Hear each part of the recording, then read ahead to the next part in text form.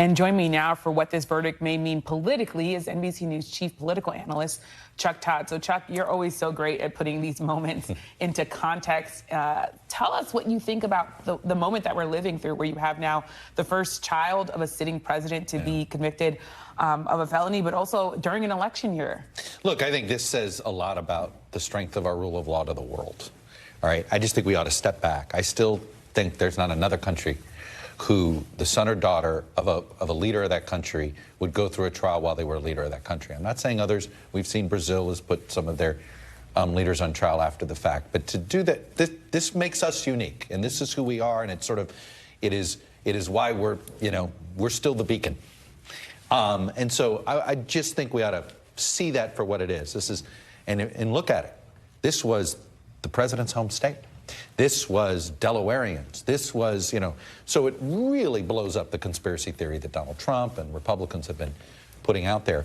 But I do think not only does it, I think, take the wind out of the sails of trying to mainstream his grievance argument. I do wonder if it also, though, Democrats back off the convicted felon attack themselves, right? How much do they want to? I think if you're talking about these legal issues in your campaign, you're losing. I think if you're talking, especially for the voters that are left, if you're talking about what matters to them, right? These are about Donald Trump personally, Hunter Biden personally, right? These aren't about what matters to the American public. So I wonder if this ends up where both parties stand down on quote unquote lawfare, whatever you want to call this, but in trying to make this, I mean, it certainly created a fundraising boom on the right here. So you see why I think there's going to be some that are going to be not wanting to give that up because they want another hit of financial dopamine. But I think that you're going to see both campaigns, or at least the smart people around them, trying to say, hey, we need to move to talk about what voters want us to hear. It's interesting that you say that, because some will hear that and say, well, Hunter's not running for president. Donald Trump is a convicted felon running for president, where the President Biden is dealing with the fact that his son is a convicted felon. Do you think that those two things... Look, I'm not saying that I'm not trying to create equivalencies. I just think it creates... I just think that... Let's think about, this is a human being. Joe Biden doesn't, do you want to put him in the position of this tit for tat? Yeah. Think about that debate stage. Yeah. Okay. And that tit for tat. I think there's, I'm just saying this more as is that going to be where they want Joe Biden talking about it? It's not whether this is an equivalency or a false equivalency. Yeah. I think this is more about what makes the sense for the voters that are left. At the end of the day, I come back to, and this is not what gets viewership on a cable channel or gets people fired up about donating money.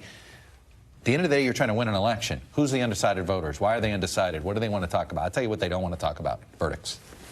I hear you on that. I've been talking to a number of voters across the country doing this focus group, the deciders, and it's true. They're not really talking about this. But that being said, Republicans have been talking about this, and they've been making the claim that this is a sort of two systems of justice in America, and making the claim that Donald Trump has been there's a witch hunt against him. But our colleague, John Allen, he had this Republican strategist tell him this just moments after the guilty verdict. It says at minimum slows the momentum and the clear-cut argument that the Trump campaign previously had about Biden weaponizing the weaponization of the justice system here.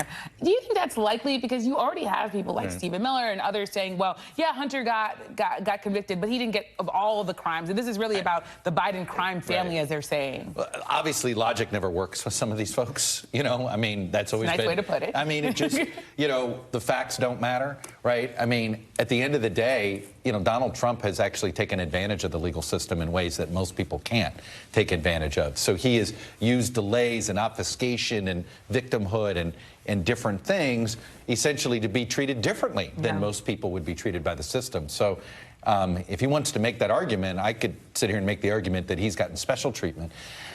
And, look, I look at this moment that we're in with all of with these last two trials.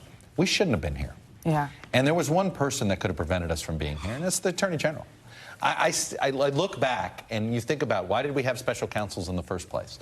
Well, because Merrick Garland waited 18 months to start an investigation on President Trump. We were Donald Trump manipulated the system. He knew that by announcing early, he announces the earliest ever be essentially for a mainstream candidate for president. One of the earliest campaign announcements ever for a front runner. I'm not saying that other people have announced earlier than that. But he did it for a specific reason, to force Merrick Garland to name a special counsel, because it then slowed down the investigation. It stalled the investigation into January 6th.